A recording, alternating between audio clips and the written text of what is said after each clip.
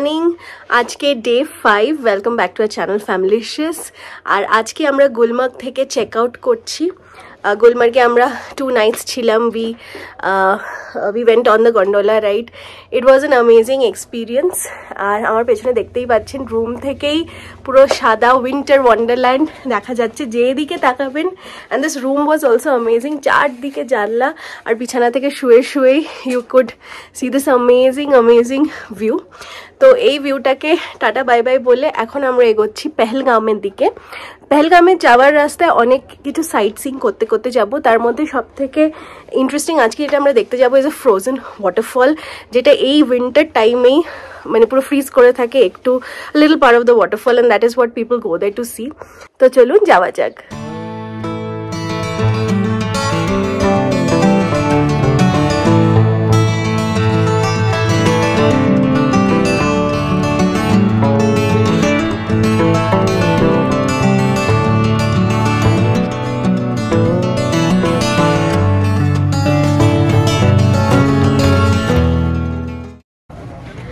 টাংমার্গ থেকে এখন আমরা আরেকটা অন্য গাড়ি করে যাচ্ছি ড্রাঙ্গ। এটা তানমার্গ, হ্যাঁ, যাচ্ছি তো ড্রাঙ্গ ওয়াটারফল। ওখানে একটা এই ওয়াটারফলটা শীতকালে ফ্রিজ করে যায়, কিন্তু লাস্ট 2-3 দিন ধরে খুব রোদ আছে বলে আমি জানি না কতটা ফ্রোজেন থাকবে।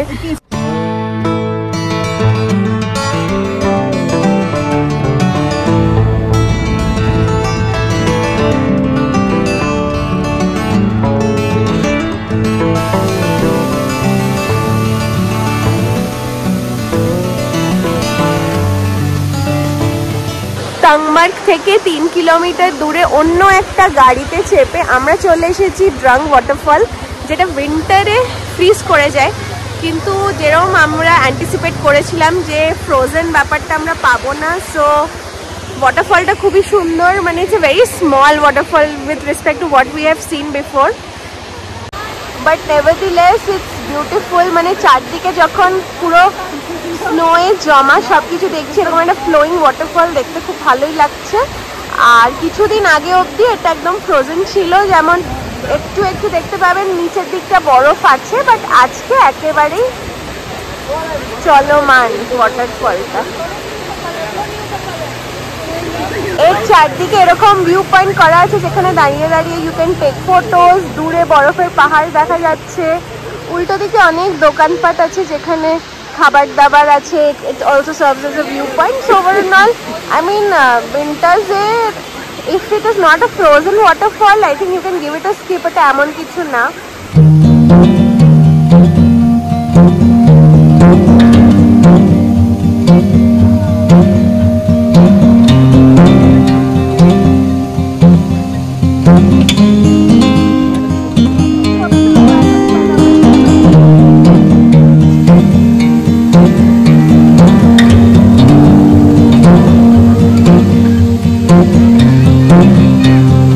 ওয়াটারফলের উল্টো দিকে আমরা এখন একটা চায়ের দোকানে এসেছি যেখানে আগুন জ্বালিয়ে দিয়েছে টু কিপ আস ওয়ার্ম।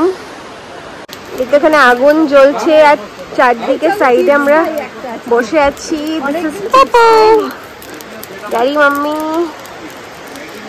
আর এটা হচ্ছে এরকম একটা এলিভেটেড একটা স্ট্রাকচার যেটা একদম এটার আগেনস্ট।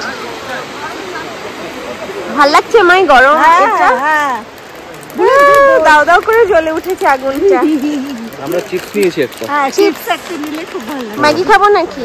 না ম্যাগি না ম্যাগি দেবি। আচ্ছা চিপস আর চা খাবো।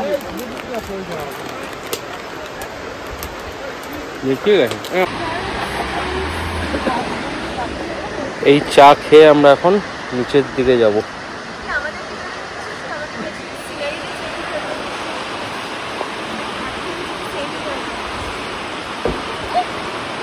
কি হলো?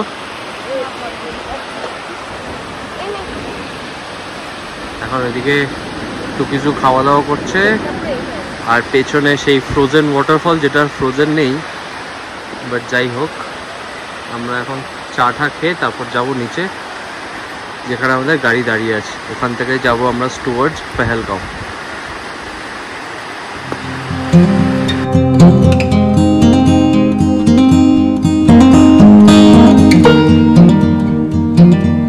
Thank you.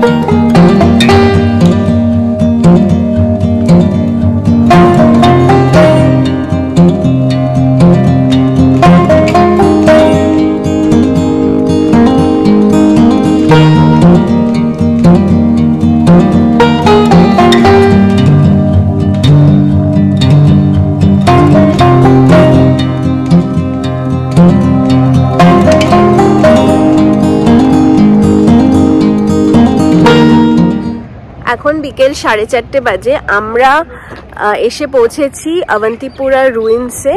So this was the first capital of Kashmir. তো এখন এটা ইন রুইন্স, আর ভেতরে হয়তো একটা টেম্পলও আছে, আমরা সেটাই এখন দেখতে যাচ্ছি। গুলমার্গ থেকে বেরোনোর পরে আমরা ড্রাং ওয়াটারফলে গেছিলাম। তারপরে অন দ্য ওয়ে একটা হ্যান্ডিক্রাফট ভিলেজ ছিল যেখানে ওরা কাশ্মীরি কাজ কি করে সেই এরিয়াটা ছিল, ওখানে একটা এম্পোরিয়ামে গেছিলাম। আর ওই এম্পোরিয়াম থেকে অনেক কেনাকাটা করার পরে ডাইরেক্টলি আমরা পেহেলগামের রাস্তাটা ধরে রাস্তাতেই এমনি স্যাফরন ফিল্ডস দেখেছি, অ্যাপেল ফিল্ডস দেখেছি। আর now we are at Avantipura ruins. তো চলুন দেখি অবন্তিপুরা রুইন্সে কি আছে।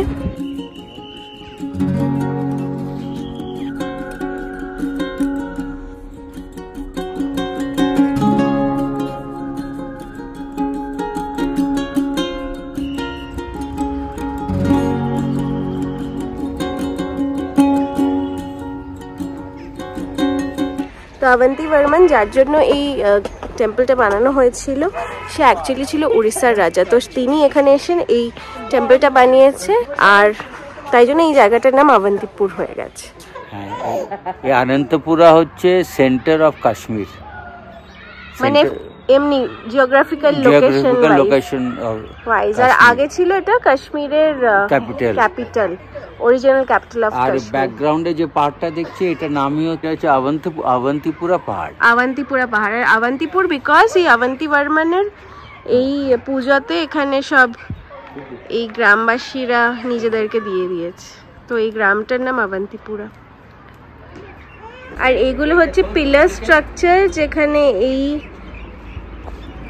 এই জায়গাটা মোটামুটি এখানে লক হয়ে যায়। And this use to B the pillar, যেগুলো এখন ভেঙে পড়ে আছে। আর এই ইন্টারলকিং সিস্টেম। আর এই মন্দিরের ওপরে কাঠের ফ্রেমস ছিল, শেড ছিল, যেটা রাজা সিকান্দার জ্বালিয়ে দিয়েছে, সুলতান সিকান্দার জ্বালিয়ে দিয়েছে, and then it was destroyed by the earthquake. And once we go right through this, ওখানে আরও 5টা মন্দির দেখা যাচ্ছে। মাঝখানেরটা হচ্ছে বিষ্ণুর মন্দির। আর এখানকার অর্ধেক জিনিস তো ব্রিটিশরা এক্সকাভেট করে বার করেছে, আর যেগুলো নিয়ে গেছে সেগুলো ব্রিটিশ মিউজিয়ামে আছে। আর তাছাড়া যেগুলো এখানে রয়ে গেছিলো সেগুলো এখন শ্রীনগরের মিউজিয়ামে আছে, to be brought back once this place has been restored. তো এইটা হচ্ছে বিষ্ণুর মন্দির, এটা ছিল গণেশের মন্দির, এটা ছিল গরুরের মন্দির, তারপরে দূরের লক্ষ্মী ঠাকুরের মন্দির, আর এটা হচ্ছে ভূমির মন্দির। আর চারদিকে 69টা ছোট ছোট ঘর বানানো আছে, যেগুলো পূজারীরা এখানে, যারা এখানে পুজো দিত তাদের ঘর। এটা হচ্ছে বিষ্ণু, আর তার নিচে শেষনাগ, আর এখানে হচ্ছে গঙ্গা, তার নিচে ক্রোকোডাইল আছে। এখানে হচ্ছে আবার সেই নবগ্রহ। এটা হচ্ছে যমুনা দেবী, আর তার নিচে এখানে অবন্তিপুর রাজার খোদাই করা আছে।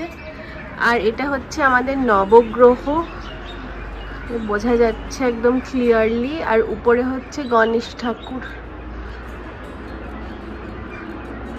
এখানে আবার যমুনা দেবীকে দেখা যাচ্ছে।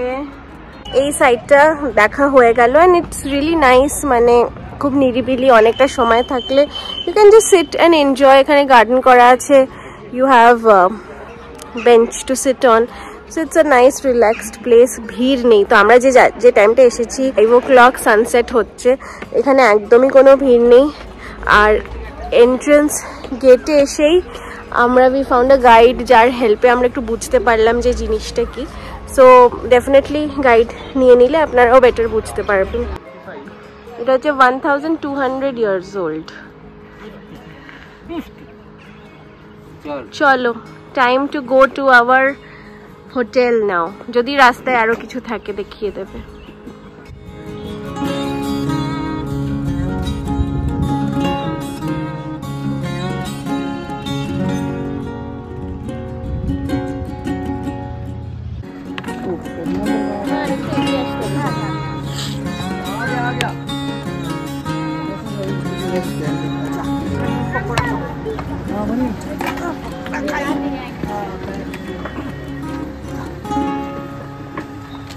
আমরা অ্যাপেল ভ্যালি, চারদিকে অ্যাপেলের গাছ, ডান দিক বাঁ দিক।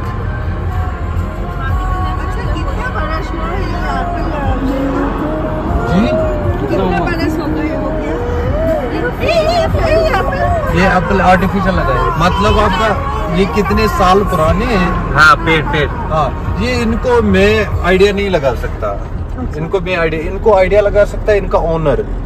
कम से कम तो कोई इसमें 15-20 साल पुराना भी है पेड़। जैसे ये शाख देखो इसके, ये मोटे वाले। हाँ नहीं, ये इतना भी भारी है, बहुत बड़ा है। ये आम के जैसा होता है, जब ये फल देता है ये फिर ऐसे झुक जाता है। हाँ लगाया है जी, आर्टिफिशियल लगाया है।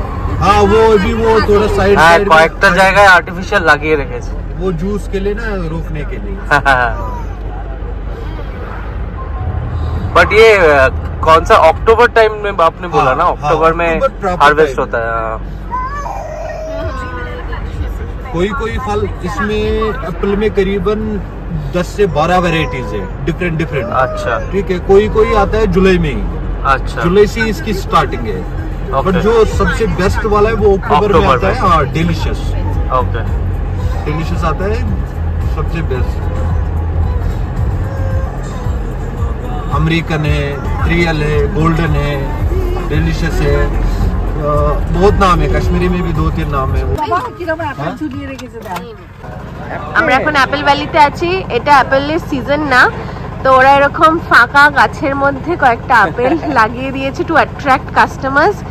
আর একজন খুব অ্যাট্রাক্টেড হয়েও গেছে, যে এখন অ্যাপেল প্লাক করছে in Kashmir from Apple trees. Give a smile পুপু, give a smile. এখন আমরা অ্যাপেল জুস কর্নারে এসেছি। এখানে খালি আপেল ঢালবে আর জুস হবে, একটাই অপশন আছে। কি নিচ্ছ? কি নিচ্ছ? অ্যাপেল জুস, ঠিক আছে চলো। এখানে apple pickle, apple cider vinegar, apple garlic chutney, lotus stem pickle, garlic pickle, অনেক কিছু পাওয়া যাচ্ছে। আমাদের ফ্রেশ অ্যাপেল জুস তৈরি হচ্ছে।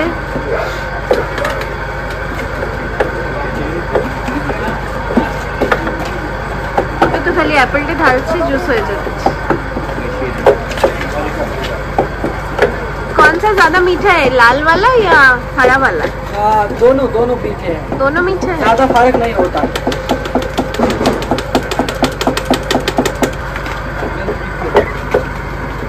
ও এখানে আবার ওর ছিবড়েগুলো পড়ছে, কম্পোস্ট হয়ে যাবে। আমরা জুসটা খাচ্ছি। কেমন খেতে? দারুন, পিওর। দেখি ও খাবে গন্ধটা শুনে। অরেঞ্জ জুস কারণ খাবে না, খুব ঘুম পেয়ে গেছে। অ্যাপেল জুস খেয়ে তো দেখ একবার। আচ্ছা তুমি এটা ধরো তো মা, আমি দেখি ওকে খাওয়াই। বাবা কি করছিস দেখি, আমাকে দে আমি খাওয়াই ওকে। না অরেঞ্জ জুস। এই যে পিওর অ্যাপেল জুস খাচ্ছে সামবাডি। বুব্বু অ্যাপেল জুস, ওই যে হাতটা দেখো কিরকম করছে, খুব ভালো লেগেছে ওর। এরপরে ও অ্যাপেল জুস পটি করবে। মা তোমার কেমন লাগছে খেতে? খুব ভালো লাগছে, মানে একদম ন্যাচারাল প্রোডাক্ট, খুব টেস্টি। খাও অ্যাপেল জুস খাও মাম্মা।